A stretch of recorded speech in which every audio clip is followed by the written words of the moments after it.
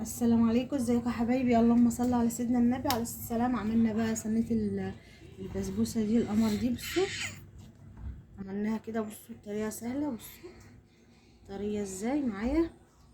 طلع بقى منها حته كده. بسم الله الرحمن الرحيم.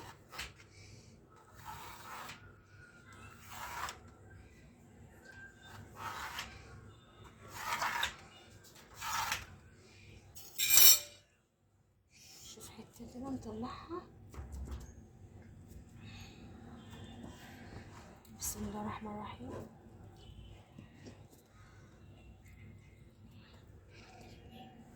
اهي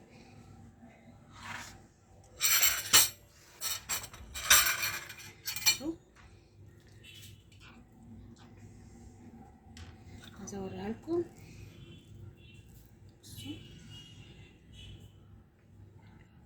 بصوا عامله ازاي. اهي ندوق بقى. خطيرة جميله. بصوا طريه ودايبه معايا وشاربه شربتها. بصوا القطعه بتاعتها اهي. بصوا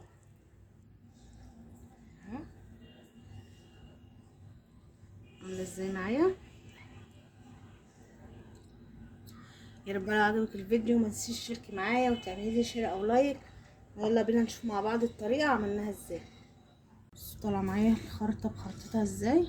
بصوا بقى الظهر بتاعها شايفين عامل ازاي من معلقه الطحينه، لان دهنت الصينيه من تحت معلقه طحينه. بصوا مكرملها ومخليها عامله ازاي. معايا كوبايه الا ربع من السكر على النار، حطيتها في طاسه وحطيت عليها معلقتين من الميه وسايباها كده بتتكرمل، وهنزل بيها معلقتين من السمنه او الزبده المتاح عندك وكوبايه الا ربع من الميه. يبقى عملنا كده الكراميل. معايا كوبايتين من دقيق السميد وحطيت عليهم معلقتين من جوز الهند ونص معلقه من البيكنج باودر ورشه من الملح. هنزل بقى بالكراميل ده. عايزه تغمقيه تفتحيه دي حاجه بقى ترجع لك انتي. معايا هنا صينيه كده اهي دهناها كده بالسمنه. مع بعضه بصوا عامل ازاي. نقلب بس. والشربات طبعا كلنا عارفين شربات البسبوسه بيبقى خفيف. انا حاطه كوبايه ونص من السكر على كوبايتين من الميه بس، وعصرة ليمونة وكيس من الفانيليا، وعايزة تحطي معلقة زبدة ضيفها. خلاص كده هفضيها بقى وادخلها الفرن، والفرن مسخناه على درجة حرارة 180 درجة. حطيت بقى البسبوسة كده في الصينية بعد ما دهناها، وعايزة بقى تحطي مكسرات سوداني اي مكسرات عندك براحتك، انا ما عنديش بصراحة.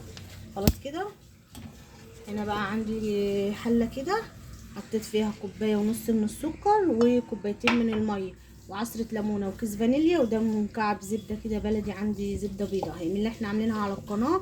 هرفعها على النار 5-6 دقايق بالظبط واطفي عليها. خرجت بقى معايا. هننزل بالشربات. بسم الله الرحمن الرحيم. اهي بصوا ما شاء الله بتشرب الشربات اهي.